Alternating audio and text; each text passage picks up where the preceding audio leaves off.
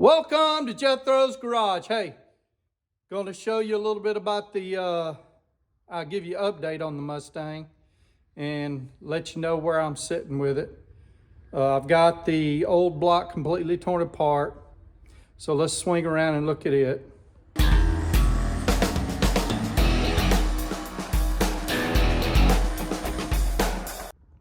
Here we go. This is the old block.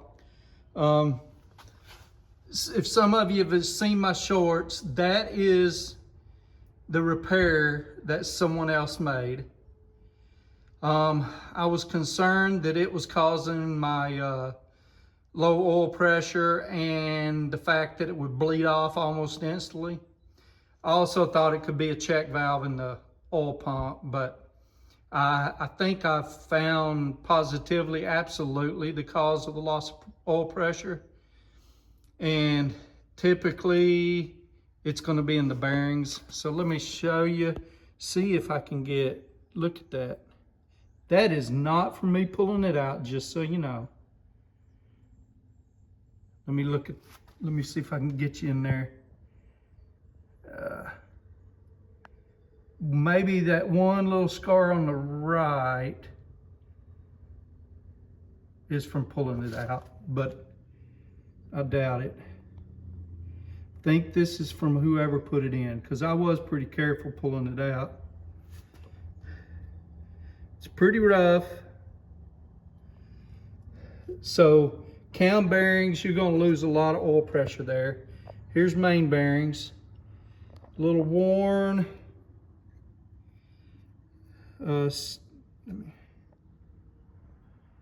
Got some problems with them. The crank bearings here, there is little bitty pieces of material there. Also, yeah, this one's got some grit. Also, this thing had some the carburetor is on an electric fuel pump, and it's a higher pressure than what it calls for, and I believe the carburetor was just dumping fuel in there. Because even when I was trying to fool with it later, it was just flooding bad. And when it dumps so much fuel, yeah, there's a bad ridge on this one. When it dumps so much fuel in there, it's gonna fill the oil or put a lot of fuel in the oil, and it's gonna thin it out, and you're gonna have bearing problems. But I think that this had bearing problems prior to that. I'm gonna pull that other one off the engine stand and take that over there and take it apart, and hopefully I will be able to get it to the machine shop today or in the morning. We'll see how it goes. Once I get this one torn apart, we'll look at it again.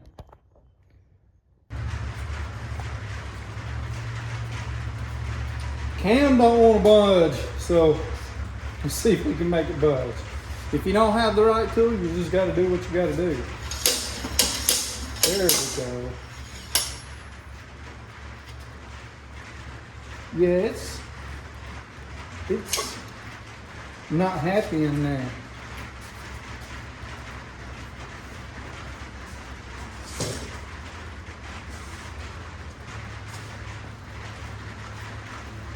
That cam was in there awful tight. But that's really all I wanted to show y'all about this one. This is the block that I'm going to take to the machine shop and try to get done. I got to take this one apart. So.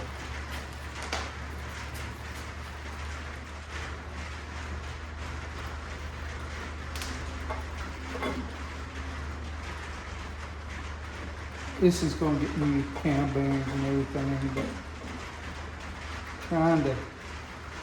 I want to see if this cam is worth a flip. It is a stock. It's supposed to be a stock HO cam.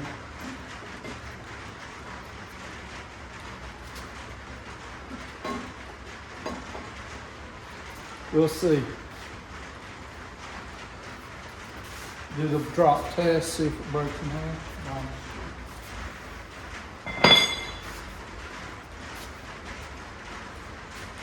Right here is where I'm gonna speed things along. Just give y'all eye into it. This was like, started out as 25-30 minutes worth of footage, and I didn't think y'all would want to watch it all that long, so I sped it up, cut some of it out, and here it is. I'm gonna throw some music in the background and just let y'all watch. But if you want to watch the rest of the deal and want to skip over this, jump on over to 13 minutes. It'll be okay.